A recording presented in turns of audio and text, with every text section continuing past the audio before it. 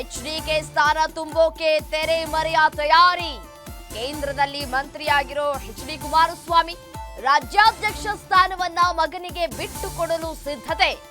ಕುಮಾರಸ್ವಾಮಿ ಸ್ಥಾನಕ್ಕೆ ನಿಖಿಲ್ ತರಲು ಹರಸಾಹಸ. ಮಗನಿಗೆ ಪಟ್ಟ ಕಟ್ಟಲು ಕುಮಾರಸ್ವಾಮಿ ಕಸರತ್ತು. ಸತತ 3 ಬಾರಿ ಸೋಲನ್ನು ಅನುಭವಿಸಿದಂತಹ ನಿಖಿಲ್ ಕುಮಾರಸ್ವಾಮಿ ಅವರಿಗೆ ಇದೀಗ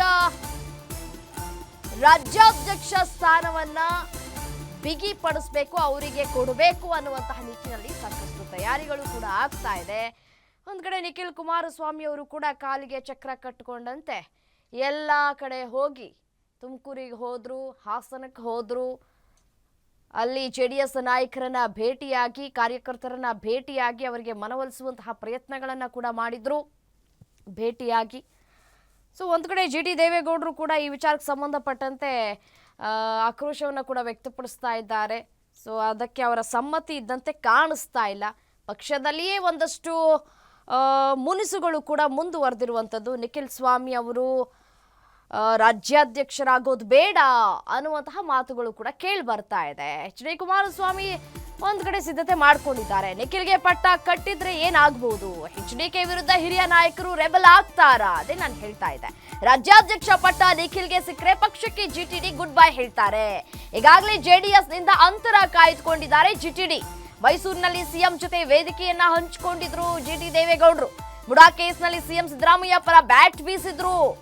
ಕುಮಾರಸ್ವಾಮಿ ವಿರುದ್ಧ ಗರಂ ಆಗಿರುವ ಜಿಟಿ ದೇವೇಗೌಡ.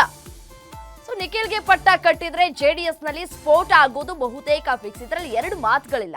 ಯಾಕೆಂತಂದ್ರೆ ಈಗಾಗಲೇ ಹಿರಿಯ ನಾಯಕರಿದ್ದಾರೆ, ಸಾಕಷ್ಟು ಜನ. ಇದು ಕುಟುಂಬ ರಾಜಕಾರಣ ಮುಂದುವರ್ಸ್ಕೊಳ್ತಾ ಹೋದ್ರೆ ಹೇಗೆ ಅಂತ ಹೇಳಿ ಜಿಟಿ ದೇವೇಗೌಡರು ಕೂಡ ಒಂದ್ ಕಡೆ ಪಕ್ಷದಿಂದ ಅಂತರವನ್ನ ಕಾಯ್ದುಕೊಂಡಿದ್ದಾರೆ. ಕಾಂಗ್ರೆಸ್ ನಾಯಕರ ಜೊತೆ ಗುರುತಿಸ್ಕೊಳ್ತಾ ಇದ್ದಾರೆ ಈಗಾಗಲೇ ಜಿಟಿ ದೇವೇಗೌಡರು. ಸಿದ್ದರಾಮಯ್ಯನವರ ಜೊತೆ ವೇದಿಕೆಯನ್ನ ಕೂಡ ಹಂಚಿಕೊಂಡಿದ್ರು. ಅದಾದ ನಂತರ ಮುಡಾ ಕೇಸ್ ಹಗರಣ ವಿಚಾರಕ್ಕೆ ಸಂಬಂಧಪಟ್ಟಂತೆ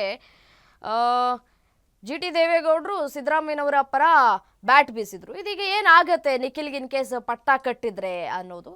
ಸಾಕಷ್ಟು ಹಿರಿಯ ನಾಯಕರಿದ್ದಾರೆ ಜೆಡಿಎಸ್ನಲ್ಲೂ ಕೂಡ, ಅವರು ಕೂಡ ಈ ಒಂದು ರೇಸ್ನಲ್ಲಿದ್ದಾರೆ.